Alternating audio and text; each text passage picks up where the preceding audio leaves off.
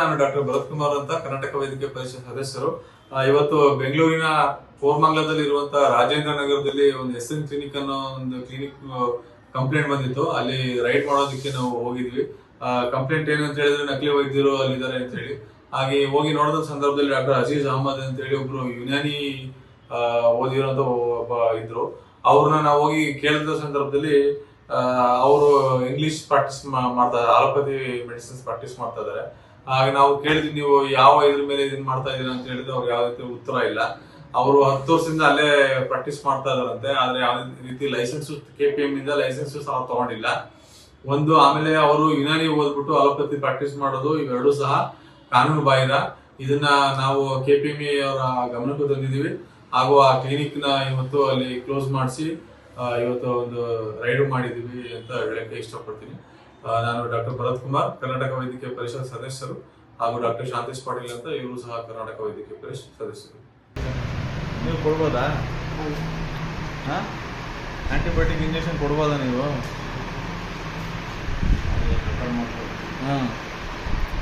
ತೋರಿಸಿದ್ರೆ ಹಂಗೆ ಕೊಡೋದು. ಎಷ್ಟು ಪೇಷಂಟ್ಗೆ ಕೊಡ್ತೀರಾ ಡೈಲಿ? ಅದು ಗಾಯ ಆಗುತ್ತೆ ಪೇಷಂಟ್ಗೆ, ಮಕ್ಕಳಿಗೆ ಗಾಯ ಆಗ್ತಾಯಿಲ್ಲ.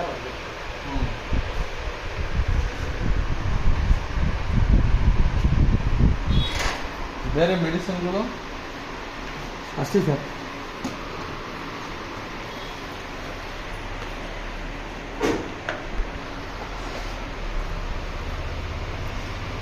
ಇನ್ನೊಂದೇನು ಕೊಡ್ತೀವಿ ಸರ್ ನಾನು? ಅಲ್ಲ, ನೀವು ಫಸ್ಟ್ ಲೈಸೆನ್ಸ್ ಕೊಡಿ. ನೀವು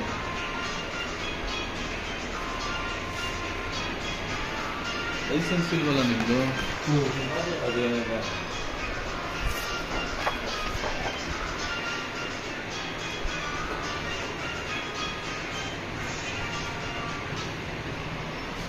ಇಲ್ಲ.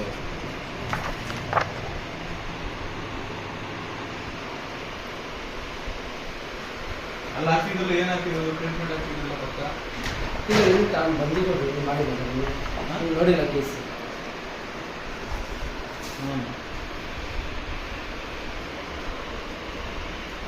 ನಿಮ್ಮ ಡಿಗ್ರಿ ಯಾವುದು?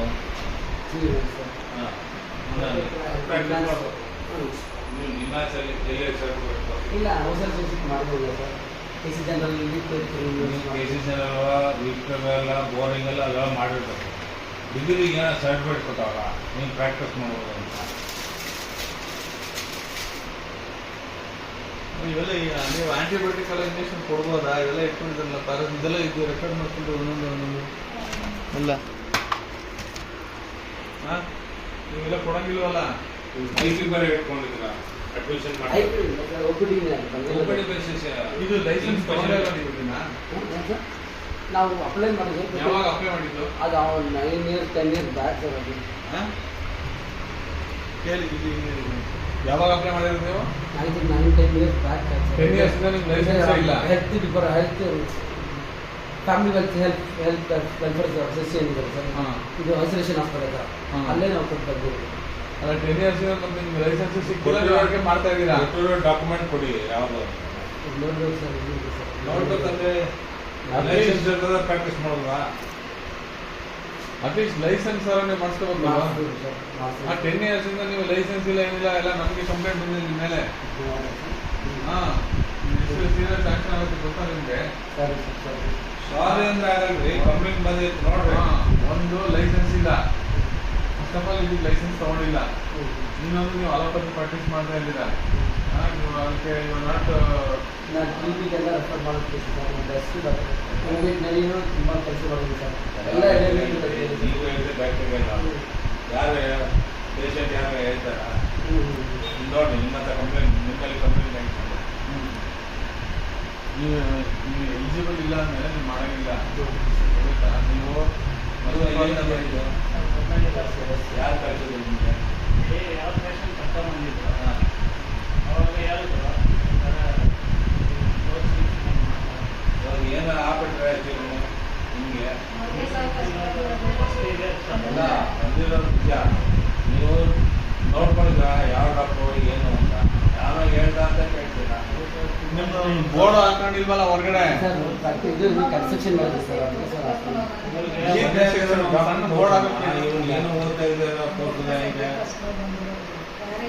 ಯಾರು ಅಮ್ಮ ಹೇಳಿದ್ರು ಅವ್ರಿಗೆ ಬಂದಿದೆ ಇಲ್ಲ ಆಟೋ ಹೋಗ್ತಾರೆ ತಗೊಂಡು ಬಿಟ್ಟು ಹೋಗಿದ್ದಾರೆ ಅವ್ರು ಹೇಳಿದ್ರೆ ಚೆನ್ನಾಗಿ ನೋಡ್ತಾರಂತ ಅದಕ್ಕೆ ನೀವು ಈಗ ಇನ್ನು ಸ್ಟಾಪ್ ಮಾಡಿ ಹೌದಾ ಇದನ್ನ ಕ್ಲೋಸ್ ಮಾಡಿ ನಾವು ರಿಪೋರ್ಟ್ ಹಾಕ್ತೀವಿ ಆಮೇಲೆ ನಿಮ್ಗೆ ಮತ್ತೆ ನೀವು ತಗೋಬೇಕು ಅಂದ್ರೆ ನೀವು ಯುನಾನಿ ಜೊತೆ ಬೇಕಾದ್ರೆ ನೀವು ಲೈಸೆನ್ಸ್ ತಗೊಂಡು ಯುನಾನಿ ಪ್ರಾಕ್ಟೀಸ್ ಮಾಡ್ಕೊಳ್ಳಿ ಆಯ್ತಾ KPM ಇದೆ ಆಯುರ್ವೇದಿಕ್ ಯುನಾನಿ ಲೈಸೆನ್ಸ್ ತಗೊಂಡು ಅದನ್ನು ಪ್ರಾಕ್ಟೀಸ್ ಮಾಡಿ ನೀವು ಲೈಸೆನ್ಸು ಇಲ್ಲ ನೀವು you not eligible to practise allopathy so ಯಾವುದು ಇಲ್ಲದೆ ನೀವು ಮಾಡ್ತಾ ಇರೋದು ಕಾನೂನು ಬಾಹಿರ ಆಗುತ್ತಾ ಒಂದು ಚೀಟಿಂಗ್ ಆಗುತ್ತೆ ಆಯ್ತಾ ಆಮೇಲೆ ನಮ್ಮ ಮೆಡಿಕಲ್ ಕೌನ್ಸಿಲ್ ಸೆಕ್ಷನ್ ಪ್ರಕಾರ ಇದು ನೆಗ್ಲಿಜೆನ್ಸು ಕ್ರಿಮಿನಲ್ ಅಫೆನ್ಸು ಎಲ್ಲ ಬರ್ತವೆ ಆಗುತ್ತಾ ಪ್ರಿಸ್ಕ್ರಿಪ್ಷನ್